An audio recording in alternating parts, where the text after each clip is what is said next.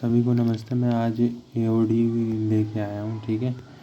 तो एओडी में हम क्या सीखेंगे वो मैं बता देता हूँ। और ये एज़ पर न्यू सिलेबस है, जो न्यू जेई का सिलेबस आया ना, जो डिलीट हो गया टेंजेंट नॉर्मल वगैरह, तो वो नहीं पढ़ाऊँगा मैं केवल देखो रोल्स थ्योरम और वो सब भी नहीं पढ़ाऊँगा। लैग्रेंजेस मीन वैल्यू थ्योरम, ठीक है, ये सब नहीं पढ़ाने वाला। जैसे LMTV कहा जाता था, है ना, वो नहीं पढ़ाऊँगा। जो आपके लिए इम्पोर्टेंट है वही पढ़ाने वाला हूँ मैं। तो देखते हैं एओडी में हम क्या सीखते हैं। एप्लीकेशन ऑफ डेरिवेटिव इसका नाम है ना। तो रेट क्या होता है भाई, किस चीज़ से कोई चीज़ मेरी क्या तो बढ़ेगी या तो कोई चीज़ घटेगी, है ना। तो उस रेट को हम मेज़र करते हैं। जैसे कि लेंथ है, हम ऐसे बोलते हैं ना, रेट कैसे बोलते हैं हम, रेट इज, है ना, रेट ऑफ लेंथ अगर मैं कहना चाहता हूँ तो मैं कैसे लिखूँगा, ठीक है। ये थोड़ा नया पेन है ना, इसलिए इसके लिए थोड़ा टाइम लग रहा है। रेट ऑफ लेंथ कैसे हम लिखेंगे, ऐसे देखो, rate of length, rate of change of length, तो वो कैसे लिखेंगे, DL/dt। तो DL/dt तो बहुत स्मॉल चेंज के लिए है, और मुझे बिग चेंज के लिए लिखना है तो ये वाला चेंज लिखते हैं ना हम। जब मेरा डेल्टा टी लगभग ज़ीरो को टेंड करने लगे, है ना, तो जब भी मैं ये DL/dt लिख सकता हूँ, है कि नहीं। यानी कि बहुत शॉर्ट इंटरवल के लिए हम रेट का dy/dx का इस्तेमाल करते हैं। देखो dy/dx का एक और सिग्निफिकेंट है। वैसे तो स्लोप हटा दिया गया है, पर आपको स्लोप के बारे में देखो, स्ट्रेट लाइन तो है ना, टेंजेंट वगैरह हटा दिया है ना, वो स्लोप वगैरह तो नहीं हटाया, पर स्ट्रेट लाइन में आपको काम आएगा। तो आप देखो, जैसे कि ये है मेरी एक ग्राफ में एक ये है कर्व, ठीक है। अब मैं इस पे ये बताना चाहता हूँ कि ये इस पॉइंट पे इस ग्राफ का कैसा नेचर है ना।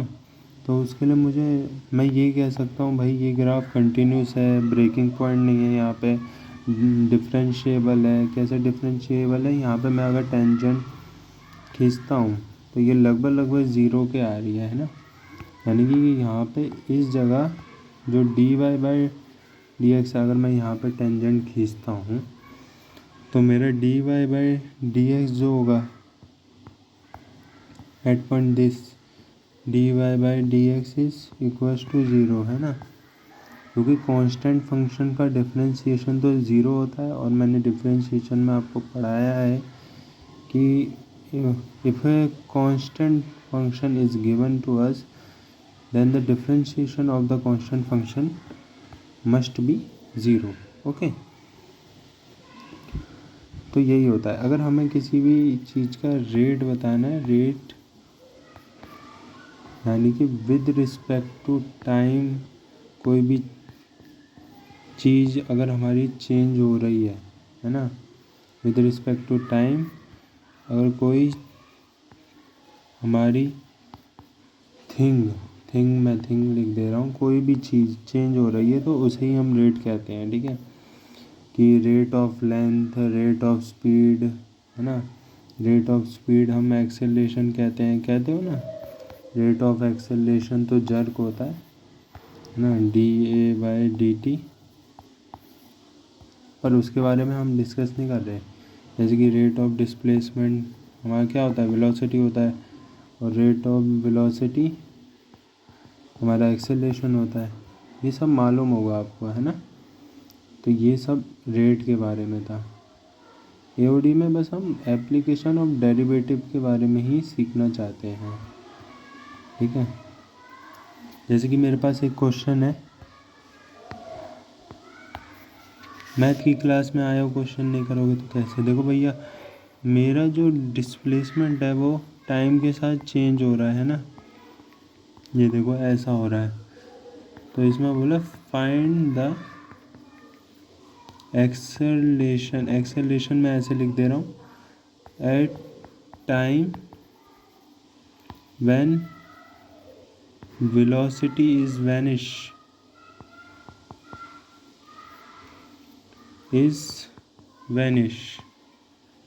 यानी कि मतलब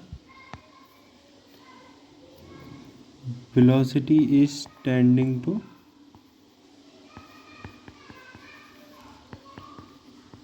टेंड्स टू ज़ीरो। ठीक है, आप इस क्वेश्चन को ट्राई कर सकते हैं, फिर मैं आपको इसका सलूशन बताऊंगा। ठीक है, आप देख लीजिए इस क्वेश्चन को, एकदम फिज़िक्स जैसा फील आती है ना भाई, आती ही है, ये है, होते ही हैं फिज़िक्स के क्वेश्चन। और आप देखिए इसको, जैसे कि डिस्प्लेसमेंट का मैं जानता हूँ कि हाफ टी क्यूब होता है ना, ये मुझे चेंज हो रहा है जैसे जैसे मैं टाइम को 0 1 मतलब टाइम की वैल्यू चेंज करूँगा तो डिस्प्लेसमेंट भी चेंज हो रहा है, टाइम के साथ चेंज हो रहा है। तो वैसे ही अगर मुझे वेलोसिटी निकालनी तो वेलोसिटी भी चेंज होगी।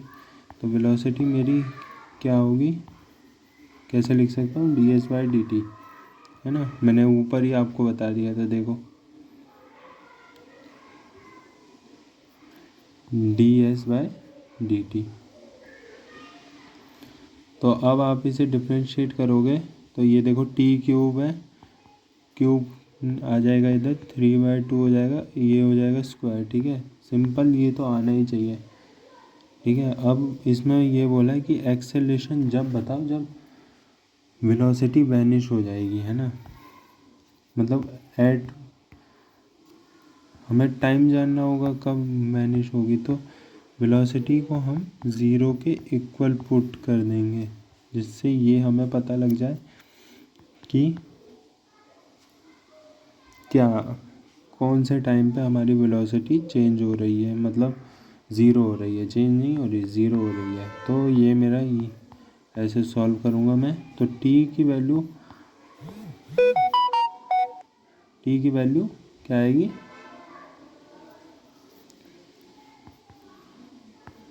12/3 यानी कि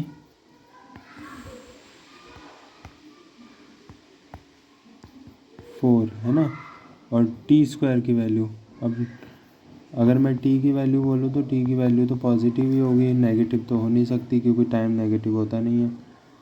और तो मुझे एक्सेलरेशन बताना है, t is equals to 2 second, जहाँ वेलोसिटी 0 हो जाएगी। ठीक है, तो इजीली आप एक्सेलरेशन का फॉर्मूला मुझे बताओगे, dv/dt होता है, तो एक्सेलरेशन हो गया मेरा 3t।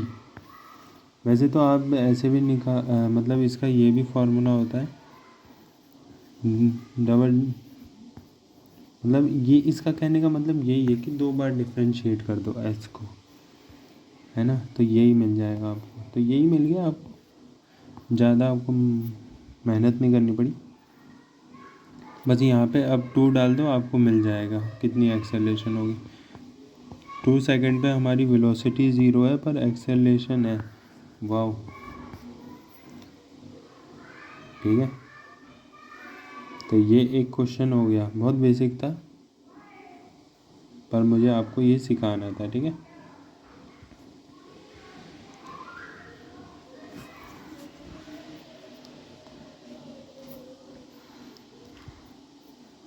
और जैसे कि ये on the curve x Q S, ये मेरा कोई कर्व है, x cube equals to 12y। ठीक है, find the interval of value of x for which abscissa is change at a faster rate than ordinate. Abscissa मतलब x axis होता है, और विद ऑर्डिनेट क्या होता है, ये होता है। ठीक है, ऑर्डिनेट। तो हमें ये फाइंड करना है कि कौन तेज़ी से, मतलब ये एक्स तेज़ी से बदल रहा है ना, तो एक्स की क्या वैल्यू, कौन से इंटरवल में ऐसा हो रहा है। ठीक है, तो यानी कि मुझे पहले तो ये करना पड़ेगा, देखो मैं एक्स क्यूब को डिफ्रेंशिएट करूँगा डी टी के रिस्पेक्ट में, है ना। ओके, और इसको भी d y by d t को, इसका रेट ज़्यादा है, ठीक है, इसका रेट ज़्यादा है चेंज होने का, ठीक है। ठीक है, तो ये हो जाएगा मेरा 3x² पर d x by d t तो रहता है, ठीक है। और ये हो जाएगा, देखो y का डिफ्रेंशिएट करोगे कुछ नहीं, मतलब बस क्या y को अगर हम डिफ्रेंशिएट करेंगे तो वह ये बचेगा, तो d y by d t, ठीक है। तो ये इसको ऐसे कट हो जाएगा, 3x² जो होगा ये इंटू डी एक्स है, ठीक है, और ये 12 है इंटू डी वाई है, ठीक है। तो d x by d y हमारा क्या होगा, 12/3x², है ना। ओके,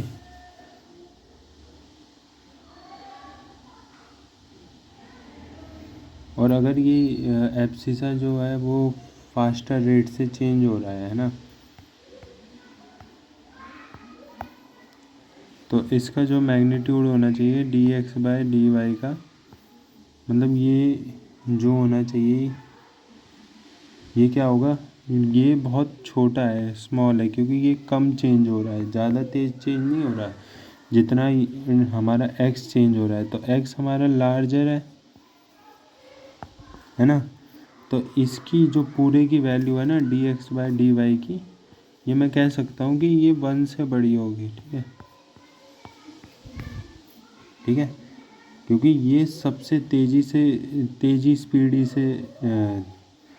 स्पीड से चेंज हो रहा है ना, एब्सिसा हमारा, एब्सिसा यानी कि एक्स एक्सिस बहुत तेज़ी से चेंज हो रहा है विद रिस्पेक्ट टू टाइम, उतना वाई नहीं हो रहा। तो मैं ये कह रहा हूँ, अगर नोमिनेटर ज़्यादा है, बड़ा है, और डिनोमिनेटर छोटा है, तो ये 1 से ही तो बड़ा होगा, आप खुद सोचो, ऐसा है कुछ, तो 1 से बड़ा है ना ये। आया समझ में आप सभी के। तो मैं ये किसके इक्वल है, 12/3x² के, उसको मैं 1 से ग्रेटर देन लिख दूंगा, और यह हो जाएगा मेरा x² 4, ठीक है। तो x की वैल्यू मेरी कहाँ से कहाँ तक आ जाएगी, -2 से 2, यानी कि x जो बिलोंग कर रहा है मेरा -2 से 2। तो ये लेक्चर ख़त्म, यहीं तक के लिए था, ठीक है। और बस इसमें आप बस इसके बीच में ज़ीरो आएगा, ज़ीरो को मत करना, क्योंकि डोमेन में भी रह के बात करते हैं, क्योंकि नीचे का बंदा ज़ीरो नहीं होना चाहिए, नॉट इक्वल्स टू ज़ीरो, ठीक है। x² ये हो जाएगा 0, और x² जो होगा मेरा, मतलब x जो होगा, मैं अगर स्क्वायर रूट ले लूँ तो x 0 के इक्वल नहीं हो सकता। तो ये आपको बात समझ में आनी चाहिए, समझ में। आप कहो तो मैं एक और अच्छा एग्जांपल करवाता हूँ, देखो एक सेकंड। हाँ, तो देखो ये मेरे पास एक क्वेश्चन आ गया, आप सभी इसे पढ़ सकते हैं। कोशिश कीजिए कि आप पहले कीजिए, अगर आपसे हो जाता है तो मैं तो कर रहा हूँ। देखो आ जाते हैं ऐसे क्वेश्चन जेई मेन में, अगर आपको कैलकुलेशन उससे करवानी हो, वैसे इतनी खास कैलकुलेशन नहीं है, पर आप देखो, the length of x rectangle की लेंथ इतनी दे रखी है हमें एक्स, ठीक है, और डिक्रीजिंग इतने रेट से डिक्रीज़ कर रहा है, और वेट तो उसकी ये दी हुई है, वेट इंक्रीज़ कर रही है, ठीक है। और ये when x is equals to 8 the find the rate of, अरे ये तो एनसीईआरटी का क्वेश्चन लग रहा है ना, चलो फाइंड करते हैं, ठीक है, मज़ा आएगा। आपके बोर्ड की भी तो तैयारी होनी चाहिए, और ऐसे ही सवाल आ जाते कई बार रेट पे, आपको लगेगा ही नहीं कि मैथ्स का पेपर है। तो यानी कि मेरा जो लेंथ है, लेंथ ऑफ रेक्टेंगल, वो क्या हो रहा है, डिक्रीज़ हो रहा है। तो मैं अगर D x by d T लिखूँ तो वो नेगेटिव आएगा, वो कितने सेंटी/मिनट से चेंज हो रहा है ना, आप देखो खुद ही इतने से चेंज हो रहा है 5 सेंटी पर मिनट। ओके, और अगर मैं d y by d t की बात करूँ तो ये हो जाएगा 4 सेंटीमीटर बाय मिनट।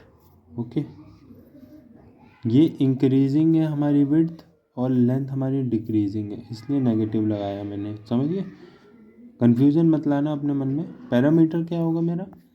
पैरामीटर होता है 2 × L+B, पर L+B की जगह मैं X+Y लिखूँगा, क्योंकि लेंथ और विड्थ तो उसने X और Y के टर्म्स में दी है। तो अगर मैं जैसे ही rate of change of parameter निकालता हूँ dp/dt, तो वो होगा डिफ्रेंशिएट करूँ मैं dx/y with respect to time, तो ये ऐसा आ जाएगा, है ना। बस आपको वैल्यू डालनी है अब, और आपके हाथ में आंसर। तो dp/dt अगर मैं कहूँ तो ये हो जाएगा 2 - 5 + 4, ये हो जाएगा यानी कि -1। ठीक है, तो पैरामीटर का मतलब, पैरामीटर का जो रेट है, rate of change of parameter is decreasing. कितने सेंटी पर मिनट? 1 मिनट में -2 सेंटीमीटर घट जाता है उसका पैरामीटर। समझ रहे हो ना इससे? ओके, ठीक है, वेरी नाइस, बहुत बढ़िया।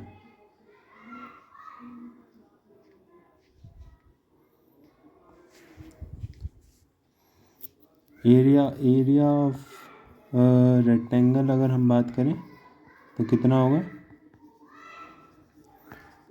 एरिया ऑफ रेक्टेंगल क्या होता है? L/B, पर L तो नहीं है, ये है X/Y।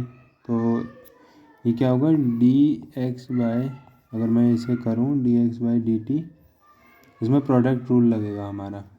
ठीक है, तो पहले तो मैंने x को कर दिया, फिर y को छोड़ूंगा, फिर y को करूँगा और x पे, तो dA/dt क्या हो गया? ये पूरा इसके इक्वल। कहाँ निकालना है मुझे? ये भी देखो क्वेश्चन में दिया है। जब x 8 सेंटीमीटर हो और y 6 सेंटीमीटर हो, find the rate of change of parameter और एरिया ऑफ रेक्टेंगल। तो यानी कि अगर मैं कैलकुलेशन करके बताऊं, अब तो वैल्यू डालनी है। dx/dt मैं जानता हूँ, ये तो -5 होगा। लेंथ मेरी मतलब जो मेरी विड्थ है वो 6 है, और लेंथ 8 सेंटीमीटर पे पूछा है, तो ये सेंटीमीटर स्क्वायर पर मिनट आएगा। तो इतने से हमारा एरिया बढ़ रहा है, एरिया बढ़ रहा है। पैरामीटर क्या हो रहा था? घट रहा था। ठीक है, ये हो गया आपके पूरा आंसर। क्यों, अच्छा लगा भाई? अब अच्छा लगा है तो आप जानते हैं, आप समझदार हैं क्या करना है। ठीक है, अगले पार्ट में मैं आपको और कुछ सिखाऊंगा। ठीक है, धन्यवाद।